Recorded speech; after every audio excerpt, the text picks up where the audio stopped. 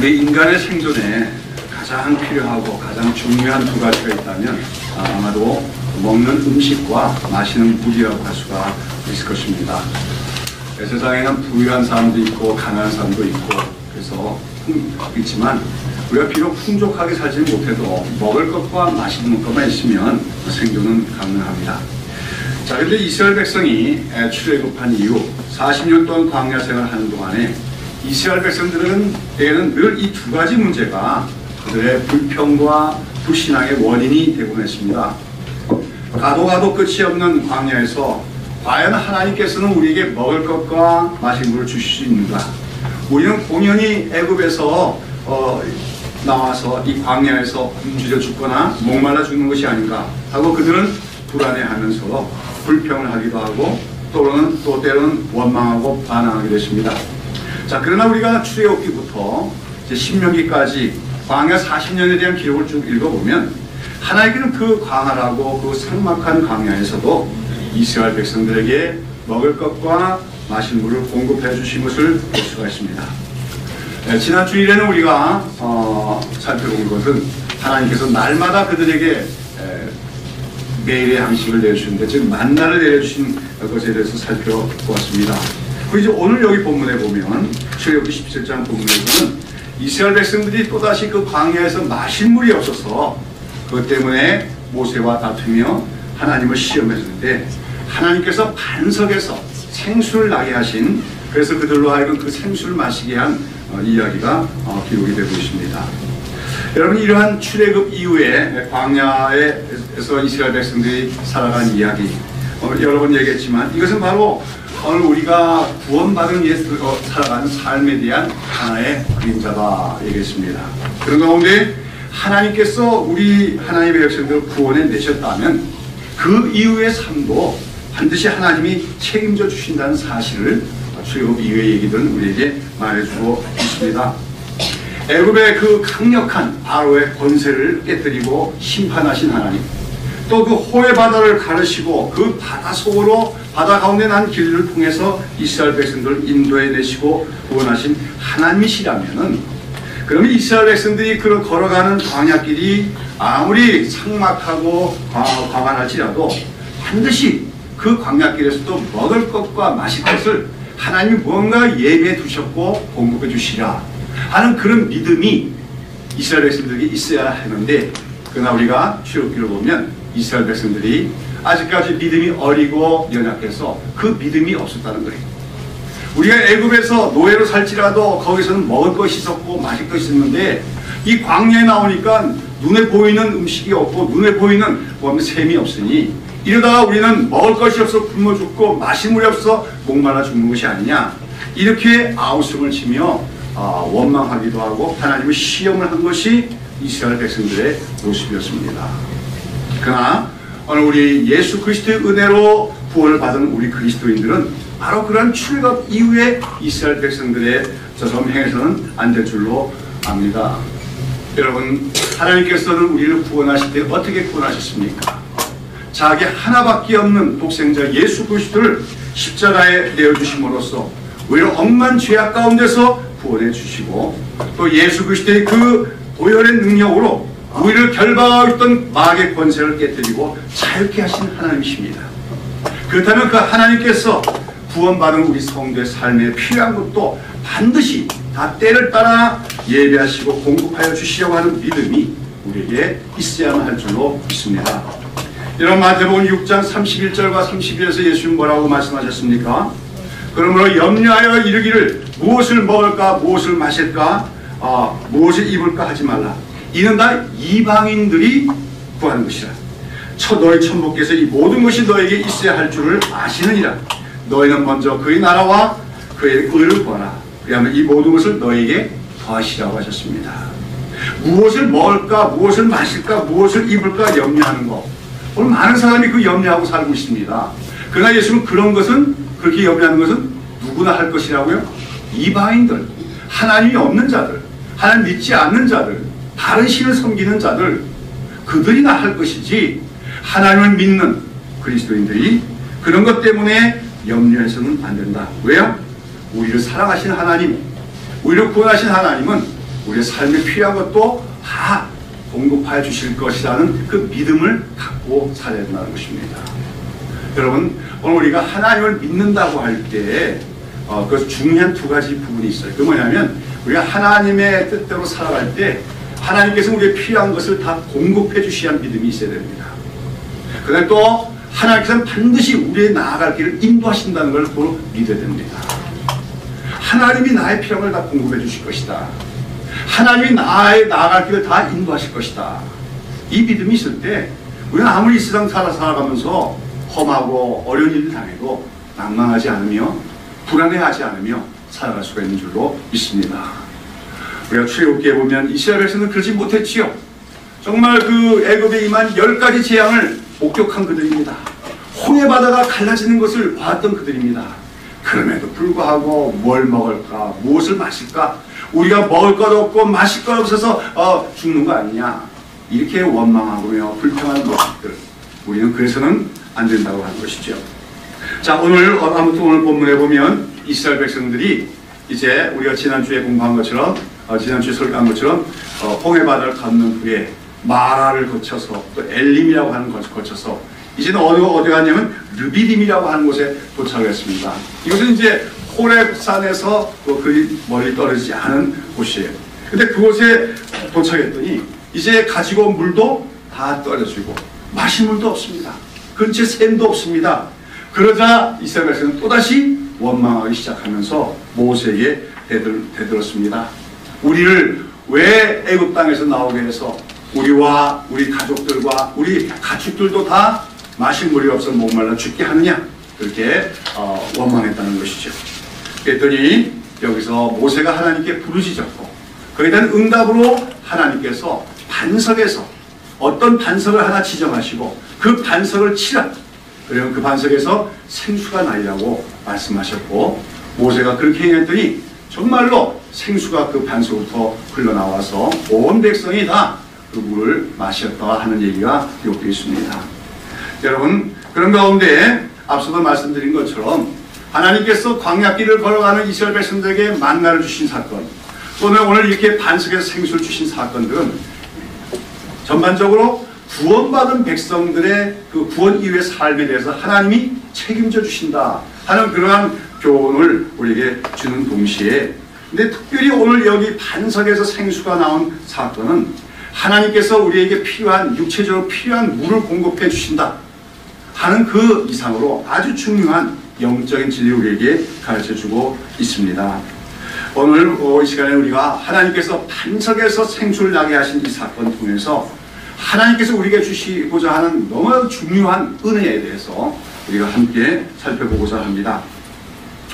제가 생각하기로는 우리 한국은 물에 가난하는 정말로 하나님의 큰 축복을 받은 나라가 아닌가 그렇게 생각이 듭니다.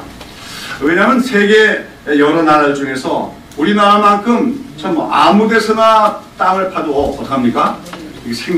그냥 물이 아니라 생수가 나오는 그런 지역은 잘 없다고 하는 것이죠. 유럽 가보시면 알겠지만 유럽의 대부분의 나라에서는 그 지하수를 파면 지하수에 뭐가 섞여 나옵니까? 석회 성분이 함유되어 있기 때문에 그 지하수를 그대로 마실 수가 없어요. 그래서 이제 독일이나 프랑스 같은 데서는 맥주나 포도주를 음료수로 대신에 마시게 되었지요. 그런 사정은 중국이나 또 아프리카 대륙도 마찬가지입니다. 그런 지역에서 많은 나라들에서도 보면 샘을 파면 흙탕물이 나오든지 아니면 아까 얘기한 것처럼 그 석회수가 섞여서 나오기 때문에 우리나라 사람들처럼 맑은 생수를 마실 수 있는 그런 지역이나 나라가 많지가 않다는 겁니다. 자, 그런데 이것은 성경의 배경이 되는 이스라엘도 마찬가지입니다. 이스라엘도 그 물 사정이 좋지가 않다는 거죠. 우선은 이스라엘은 우리나라처럼 곳곳에 강이 있지는 않습니다. 이스라엘 전역에 가장 큰 강이 하나 있는데 뭐죠? 요단강 하나가 있을 뿐인데 이 요단강도 우리나라 한강에 비교할 만한 큰 강이 아니에요.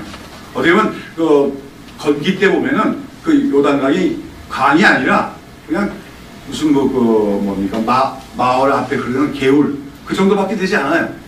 아주 작은 강이라고 하는 것이죠. 자, 그런데 요단강도 그런 큰 물도 아니고, 그 다음에 또 이스라엘 백성들은 그래서 자기들 사는 지역에서 우물을 파야 되는데, 그 우물을 파서 샘물을 구하기가 굉장히 힘들다. 그래서 우물을 수십 개 파도 그 중에서 물이 나올 가능성이 하나나 둘 있어요. 수십 개 중에 하나 둘 있을까 말까 하다는 겁니다. 오늘날은 이제 좀 사정이 다르죠. 이제는 과학 문명이 발전하고 해서 지금 1948년에 독립한 이후에 이스라엘은 갈릴리 호수에서 반으로 물을 다 끌어들여가지고 이스라엘 전역에 있는 키부스에 물을 공급해가지고 농사를 짓고 있습니다만은, 그러나 이제 우리가 성경의 배경이 되는 구약시대나 예수님 당시의 이스라엘은 정말 물이 귀한 땅이었다고 할 수가 있는 것입니다. 우리가 이제 요한복음 4장에 보면 예수님께서 수가성이라고 하는 사마리 지역에 속한 지역의 한 우물가에서 어떤 사마리아 여인과 대화를 하며 그 여인에게 전도하는 모습을 우리가 볼 수가 있습니다. 근데 거기서 이제 예수님께서는 그 떼약빛이만 내려쪼인 정오에 한낮에 물을 길러 온 그 여인에게 무엇에 대해 가지고 화두를 삼습니까? 생수에 대해서 말씀하십니다. 네가 물을 길러 왔느냐? 근데 이 물은 마셔도 결국은 다시 목마를 수밖에 없다.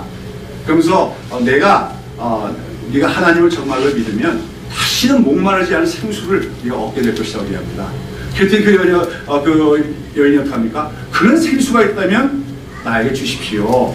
이제 그렇게 얘기하고, 이제 그런 걸 이제 화두로 삼아서 예수님 자신이 바로 생수를 주시는 구원자가 되심을, 메시아가 되심을 전도하시고 계신 걸 보는 거죠.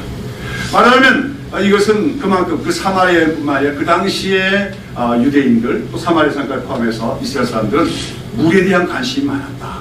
또 생수를 참 그리워하는 사람들이었다고 얘기할 수가 있는 것입니다. 그래서 이제 성경에서 보면 이 물이라고 하는 것, 이 물이라는 것은 자주 생명을 상징할 때가 많습니다. 여러분 창세기 2장에 보면 하나님께서 최초에 창조하신 세상, 지구의 중앙에 뭐가 있었습니까? 에덴 동산이 있었는데, 그 에덴 동산에서 시작되는, 발원되는 4개의 강이 있었다고 기록이 되어 있습니다. 그리고 그 4개의 강으로부터 흘러나오는 물이 그 에덴 동산을 적시고, 더 나아가서는 에덴 동산 주변 사방에 있는 모든 땅을 다 적셔서 온 땅이, 이 지구 전체가 아주 풍요롭고 생명력이 가득하게 되었다고 얘기하는 것이죠. 여러분, 그 에덴 동산이라고 하는 것은 한마디로 하나님이 임재하시며 인간과 교제하시던 장소였습니다. 근데 바로 거기서부터 흘러나와 온 땅을 적시며 모든 생명체들을 자라게 했던 4개의 강물은 바로 하나님으로부터 충만한 생명이 흘러나와서 온 땅과 모든 생명들을 생명으로 충만케 하고 있음을 보여주는 것이라고 할 수가 있습니다. 그래서 그 4개의 그 강이라고 하는 것은, 에덴 동산에서 받는 4개의 강은 결국 하나님이 생명의 근원이시다. 모든 인간을 비롯한 모든 생명체에 생명을 주시는 분이 하나님이시다 하는 것을 보여주는 그런 모습이라고 할 수 있습니다. 그래서 이제 성경에서는 하나님을 가리켜서 생수의 근원이다, 그렇게 표현할 때가 있다는 거죠. 그 생수의 근원이라는 말이 바로 아까 얘기한 것처럼 에덴 동산에서 발원된 4개의 강의 근원이 되는 발원지를 의미하는 말입니다. 우리나라도 이제 그 강원도 태백에 가면 뭐가 있죠? 우리나라 제일 큰 강이 한강과 낙동강이 시작되는 발원지가 있어요. 그렇죠? 근데 거기 보면 거기가 항상 사시사철, 아무리 강으로도 그 발원지에서는 그 샘물이 솟아나고 있고, 그 물이 정말 시원하고 깨끗한데요. 바로 이제 물이 끊어지지 않는 샘을 가리켜 생수의 근원이라고 말하고 있는 것입니다. 근데 성경에서는 바로 하나님이야말로 그런 진정한 생수의 근원이다, 그렇게 묘사하고 있다는 거죠. 그러면서 이제 구약시대의 이스라엘 백성들이 어떻게 합니까? 그런 생수의 근원이 되시는 하나님을 버리고 버렸다고 그렇게 선지자들은 책망하고 있는 것을 보게 됩니다. 예레미야서 2장 13절에 보면 예레미야 선지자는 이렇게 말합니다.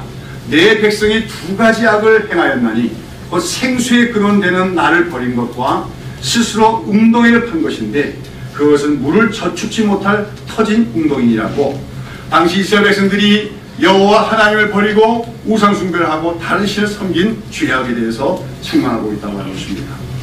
여러분, 물이라고 하는 것이 지상에 많지요. 바다 같은 건 얼마나 큽니까? 물이 많지만 그러나 그 물들이 다 인간들이 마실 수 있는 물은 아니라고 하는 것입니다.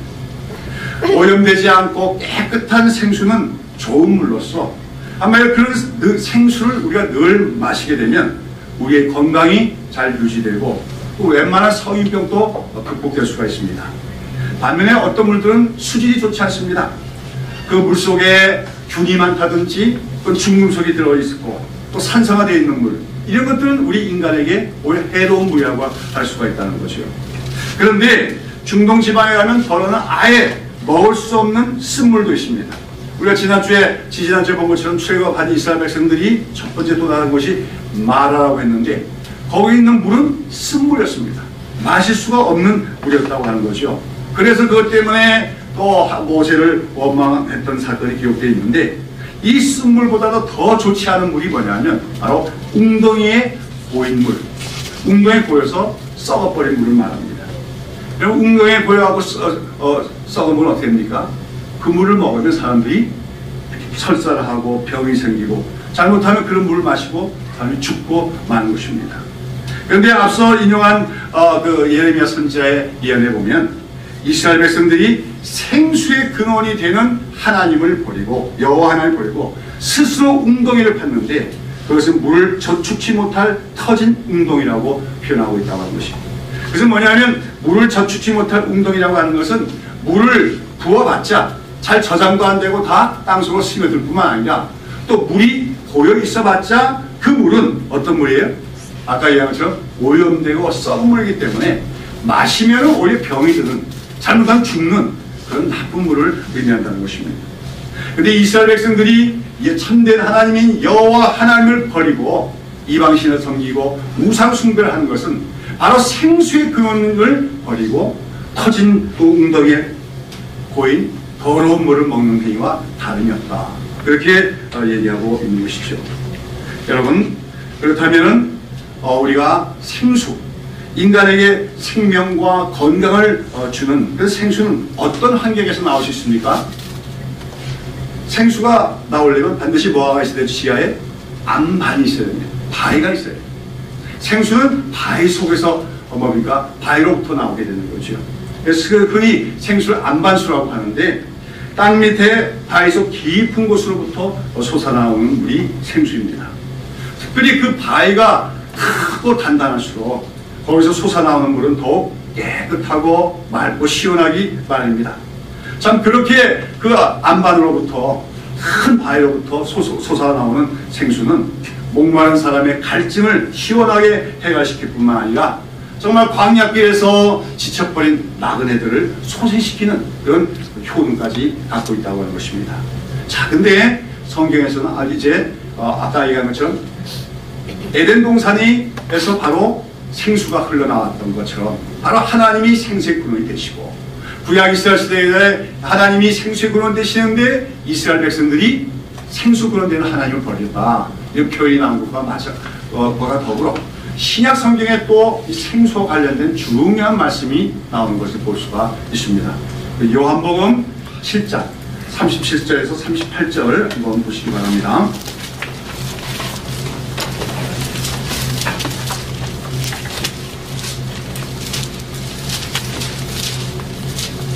다 같이 한번 읽어볼까요? 요한복음 7장 37절 38절. 명절 끝날 곧 큰 날에 예수께서 서서 외쳐 가라사대 누구든지 목마르거든 내게로 와서 마시라.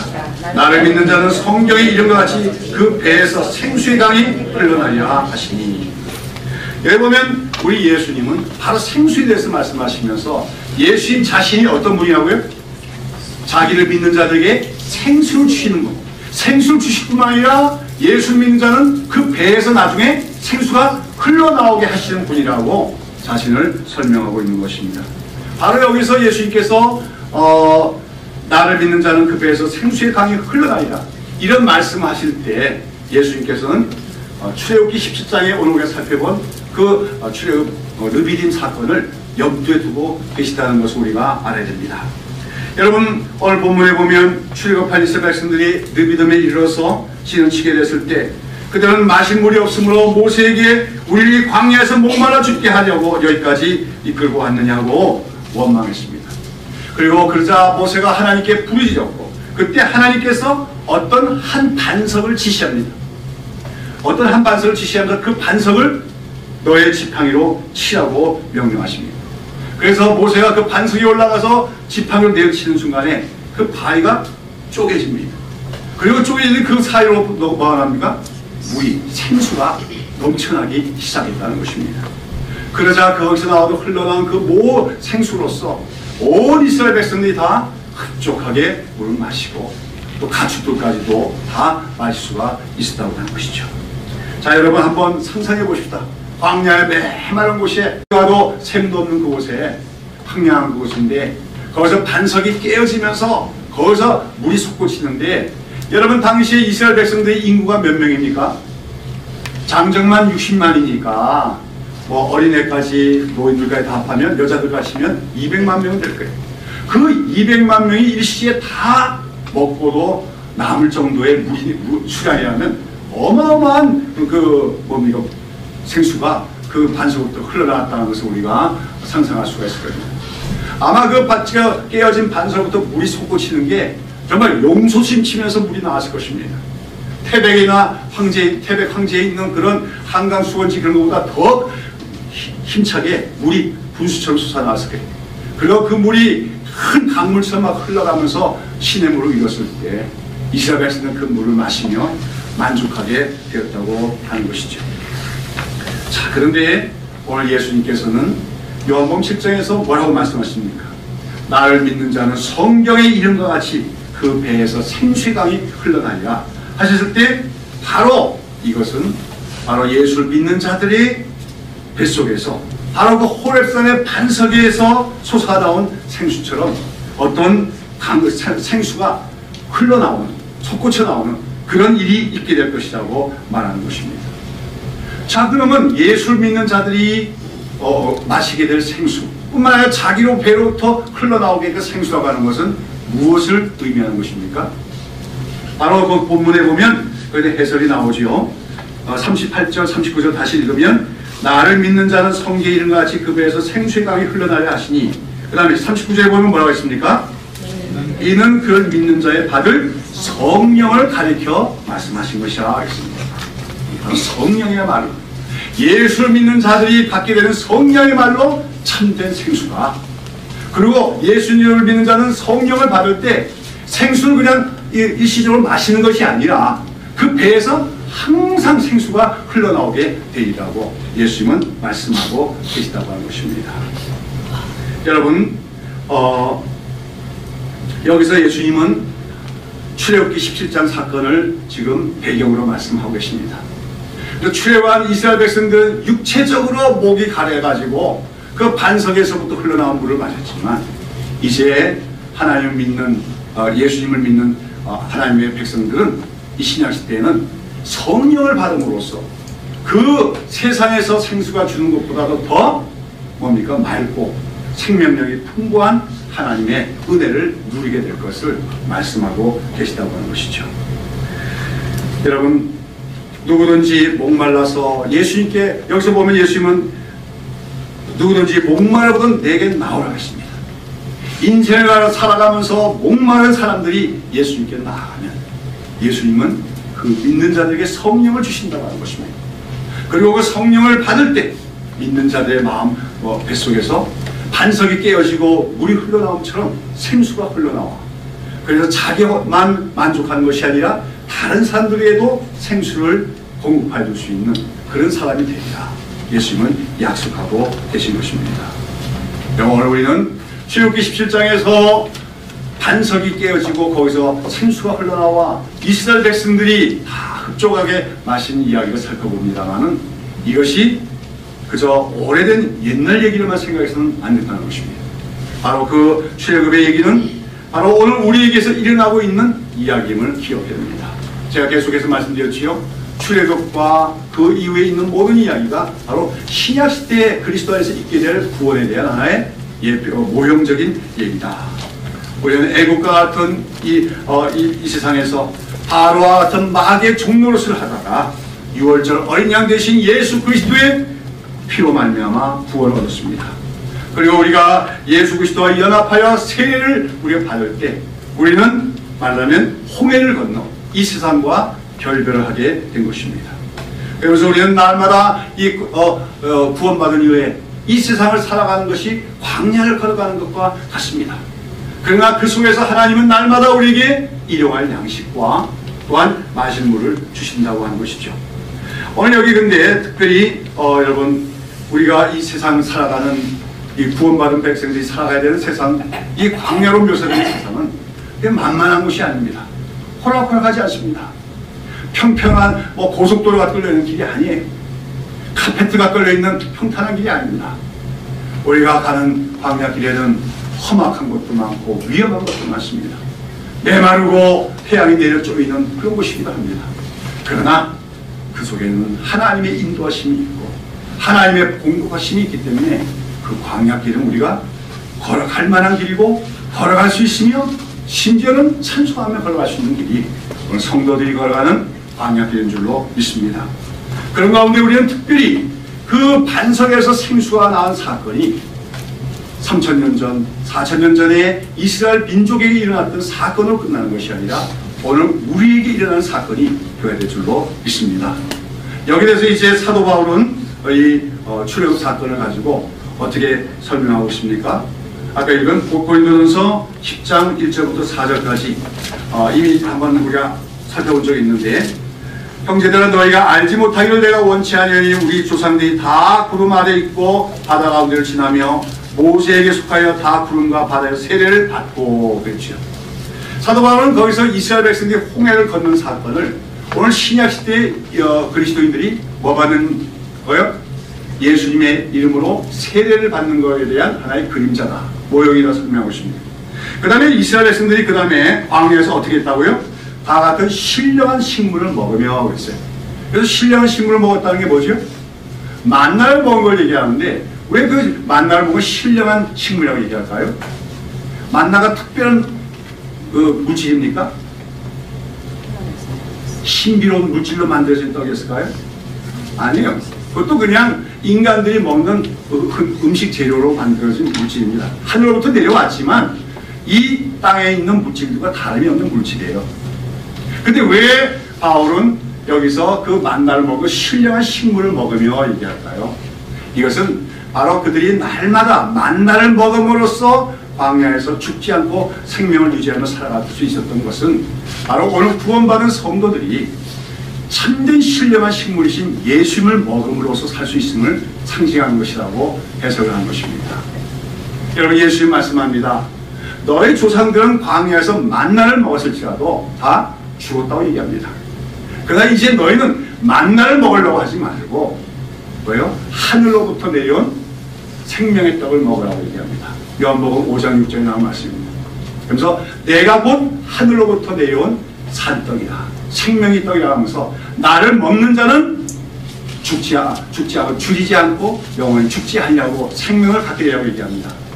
그래서 예수를 먹는다는 게 어떻게 먹는 거예요? 물론 그래서 어떤 사람은 성찬식에 대한 말씀을 이해하지만 예수를 먹는다는 것은 예수님과 교제하는 것을 의미합니다. 날마다 예수님과 동행하며 예수님과 교제하는 것이 예수를 먹는 거예요. 여러분, 오늘 우리가 알아야 될 것이 우리가 누구와 친밀하게 교제하면서 살아간다는 건 그 사람을 내가 먹는 걸 의미합니다. 어떤 두 친구가 아주 서로 친해요. 그래서 매일 서로 얼굴을 바라보며 교제하면요, 그 친구들이 어떻게 될까요? 서로 닮아지게 됩니다. 부부간에도 닮아진다고 그러잖아요. 마찬가지. 오늘 우리가 예수님을 믿는다는 것은 예수님과 생명으로 연합되어서 날마다 예수님과 교제하는 걸 의미하는 거예요. 예수님을 교제할 때 예수님 안에 생명이 내게로 공급되어집니다. 그걸 뭐라고요? 예수님을 먹는 거라고 표현하는 거죠. 예수님 뭐라고 합니까? 나를 먹으라고 말씀합니다. 그래서 성찬식을 많이 해야 하는 말이 아니에요. 나를 먹으라는 것은 나와 생명적인 관계성 속에서 늘 교제하라는 겁니다. 그러면서 예수님은 자신이 뭐라고 하는 거예요? 내가 하늘로부터 내려온 산떡이다. 생명의 떡이라고 말씀하고 계신 거죠. 그래서 만나는 이스라엘 백성들이 먹었던 만나는 신기하긴 했지만 그것 자체가 신령한 식물은 아니지만 만나는 장차 신약 시대에 우리 하나님 백성들이 신령한 식물이신 참된 생명의 뜻인 예수님을 먹고 살아가야 될 것에 대한 하나의 상징이다, 예표다, 이렇게 사도 바울은 얘기하고 있는 것입니다. 자, 그 다음에 또 얘기가 뭐라고 하죠? 이스라엘 백성들이 홍해에서 세례를 받았습니다. 그 다음에 그들이 다 광야에서 신령한 식물을 먹었습니다. 그 다음에 또 뭐라고 했어요? 다 같은 신령한 음료를 마셨으니 이는 저희를 따른 신령한 반석으로 마셨음에 그 반석은 곧 그리스도시라 하겠습니다. 자, 여기서 이것도 바로 출애굽기 17장 사건을 지금 배경을 한 것이요. 이스라엘 백성들이 목이 말라 죽겠다고 아우성쳤을 때 하나님 반석을 명하시고 어떤 반석, 그 반석이 깨지면서 거기서 물이 나와서 그 생수를 마셨는데 여기서 바울은 그 생수 마신 것을 다 같은 신령한 음료를 마신 것이다 그렇게 얘기하고 있어요. 이것도 역시 그때 그 깨어진 반석에서 나온 생수가 희한하고 신기한 신비로운 물질을 갖고 있는 물이란 말이 아니에요. 그러면 그들이 그 물 먹고 죽지 말았어야 되죠. 그러나 결국은 그들 다 죽지 않습니까? 그 물은 그냥 이 땅에 속한 물이에요. 그러나 그 반석에서 생수가 나온 그 사건은 바로 신약 시대에 우리 그리스도인들이 신령한 음료가 되시는 예수님을 먹게 될 것을 상징하는 것이다. 바로 그렇게 지금 해석을 하고 있는 것입니다. 그러면서 그 반석은 곧 그리스도라 했어요. 그래서 그 반석 자체가 예수님이란 말이 아니고 그 반석은 누구를 상징하는 것이냐? 예수님을 상징하는 것이다 얘기하고 있죠. 그래서 성경 전체에 보면 우리 예수님은 반석으로 묘사가 될 때가 많아요. 그렇죠? 내가 이 반석 위에 나의 교회를 세우려 할 때도 그 반석은 예수님 자신이라고 얘기할 수 있습니다. 다니엘서의 환상에 보면 그 뭡니까? 그 신상, 이 세상을 상징하는 신상인데 그것을 쳐부시는, 때려부시는 그런 뜨인 돌이 있죠. 예수 그리스도입니다. 바로 예수님은 큰 반석과 같은 분이라고 성경은 얘기하고 있죠. 그런데 그 반석이 깨어지고 거기서 생수가 나온 것은 장차 예수님이 고난을 받고 죽으시며 그 고난을 받고 찢겨진 몸으로부터 자기 백성들을 마시울 생명의 물이 공급되어질 것을 보여주는 사건이다. 그렇게 바울은 해석하고 있다고 하는 것입니다. 여러분, 오늘 여기 보면 하나님께서 이스라엘 백성들이 목이 말라 할 때 어떻게 그들에게 물을 먹이라고 얘기합니까? 그냥 어떤 샘을 하나 지정하시고 그 샘이 물이 있었습니까? 아니죠. 한 반석을 지정하십니다. 그리고 또 그 반석을 어떻게 알아요? 예, 모세로 지팡이를 치하고 왔습니다. 떼이라는 거죠. 쳤더니 어떻게 됐을까요? 아마 반석이 쪼개졌을 것입니다. 그리고 글로부터 물이 솟구쳐 나온 것이죠. 바로 여기서 이 반석은 누구를 상징합니까? 예수님을 상징합니다. 그리고 그 반석이 지팡이에 의해서 둘러 쪼개진 것은 바로 예수님이 십자가에서 고난을 받고 그 몸이 찢겨질 것을 상징하는 사건입니다. 그리고 그 찢겨진 몸으로부터 뭐가 흘러나와요? 생수가 흘러나오게 됨을 보여주는 예표적 사건이었다고 사도 바울은 설명하고 있다고 하는 것이죠. 여러분, 우리는 예수를 믿습니다. 우리 예수를 믿는다는 것은 예수님이 십자가에서 우리를 위하여 죽어주셨음을 믿는 것이죠. 예수님은 십자가에서 우리를 위하여 왜 죽으셨습니까? 많은 사람들이 우리 죄 때문에 죽으셨다 그렇게 이해하고 있어요. 맞습니다. 예수님 우리 모든 죄를 용서해 주시기 위하여 예수님이 우리 모든 죄를 대신 지시고 십자가에서 저주를 받으시고 죽으신 줄로 믿습니다. 우리가 그 예수님을 바라보며 그 예수님을 믿을 때 우리의 모든 죄가 다 용서받게 되는 줄로 믿습니다. 그러나 거기에 더하여 또 하나 중요한 예수의 십자가 죽음과 고난의 목적이 있는데 그것은 뭐예요? 바로 믿는 자들에게 생수와 같은 성령을 주시기 위함이라고 오늘 성경은 얘기하고 있는 것입니다. 여러분 잘 아다시피 예수님이 십자가에서 죽으셨을 때 로마 군병이 그의 옆구리에 창으로 찔려서 거기서 물과 피가 흘러나왔다고 얘기합니다. 근데 그 물과 피가 흘러나온 것은 바로 이제 믿는 자들에게 끊임없이 생수가 흘러나오게 될 것을 보여주는 하나의 상징적인 사건이라고 하는 것이죠.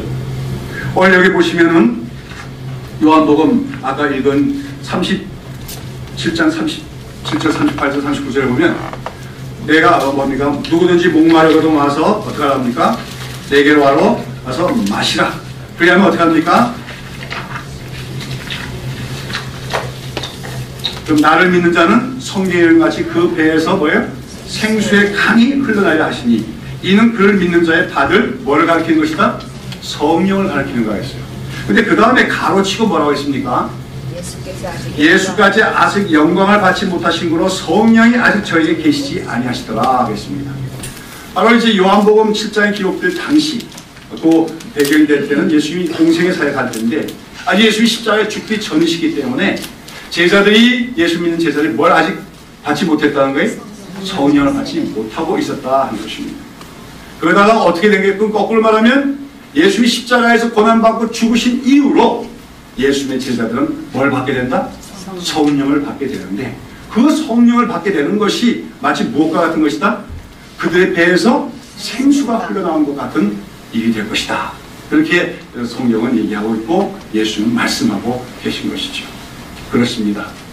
바로 예수님은 십자가에서 고난받고 죽으시고 그 몸이 찢어지시되 그것은 우리를 위하여 우리의 모든 죄를 용서하기 위한 십자가 고난과 죽음에서뿐만 아니라 우리 믿는 자들에게 우리 그리스도인들이 광야 같은 이 세상을 살아가면서도 목말라 하지 않도록 뭡니까? 생수를 주시기 위하여 그 생수 같은 성령을 주시기 위하여 십자가에서 죽으신 것이라고 성경은 말하고 있음을 기억해야 될 줄로 믿습니다.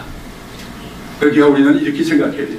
예수님은 십자가에서 우리 죄를 죽으셨고 십자가의 죽음을 통하여 우리에게 생수와 같은 성령을 주신 분임을 우리는 깨닫고 또 믿어야 될 줄로 믿습니다. 바로 오늘 요한복음 7장에 나오는 나를 믿는 자는 그 배에서 성경인같이 그 배에서 생수의 강이 흘러내리랴 하신 그 예언의 말씀은 언제 성취가 됩니까? 오순절날 성취가 되는 거죠. 바로 예수님의 제자들이 한 곳에 모였을 때 오순절날 성령이 임하십니다. 성령의 충만함을 받게 됩니다. 그럴 때 그들은 변화됐습니다.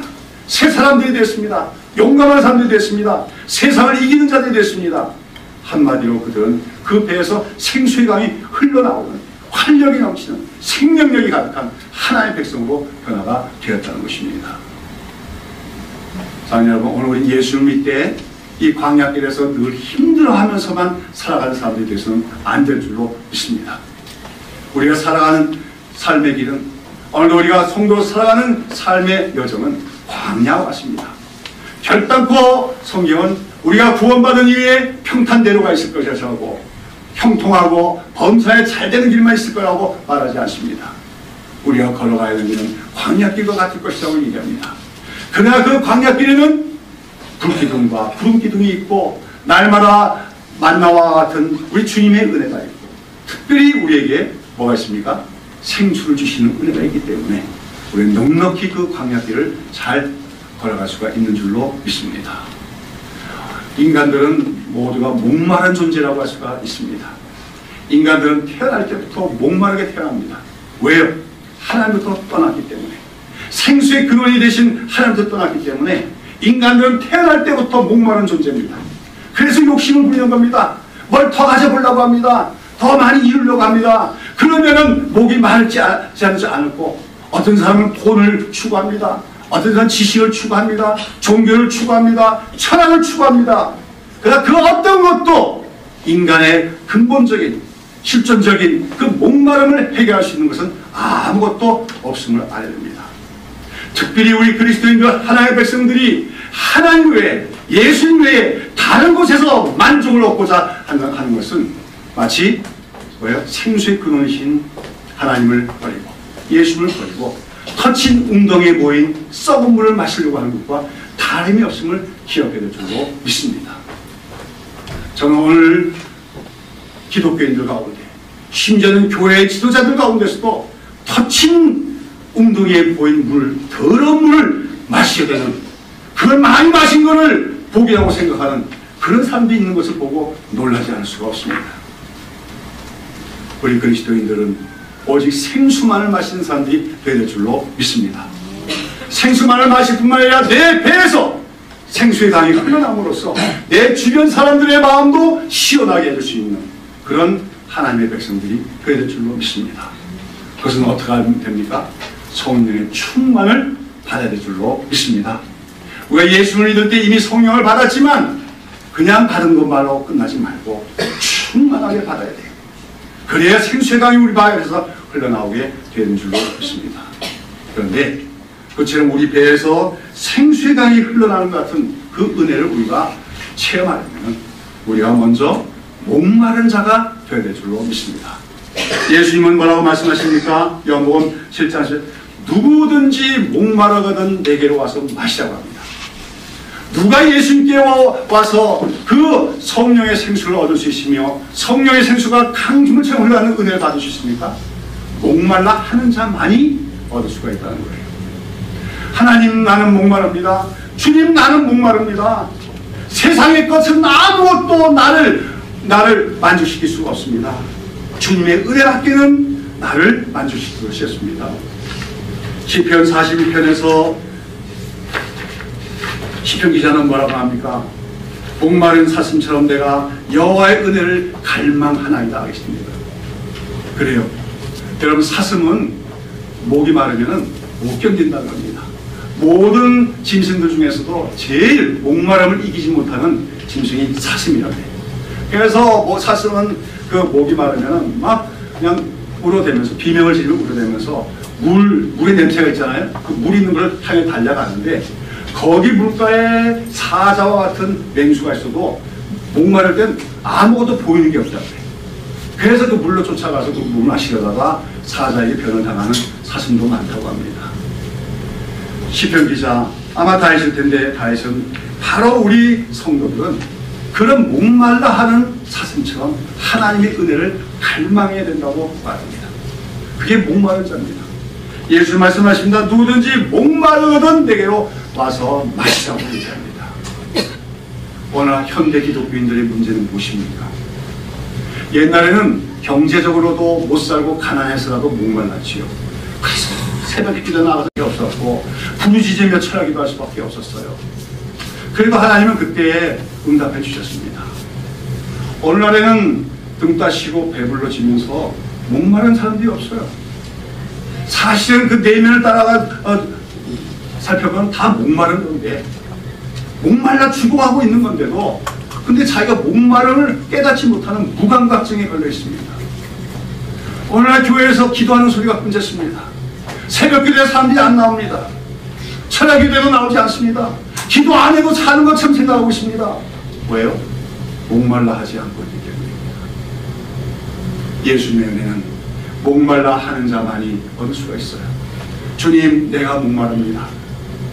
주님의 은혜가 아니면 나는 갈증으로 말미암아 죽을 수밖에 없습니다. 성령의 생수를 부어주십시오. 성령의 충만을 주십시오.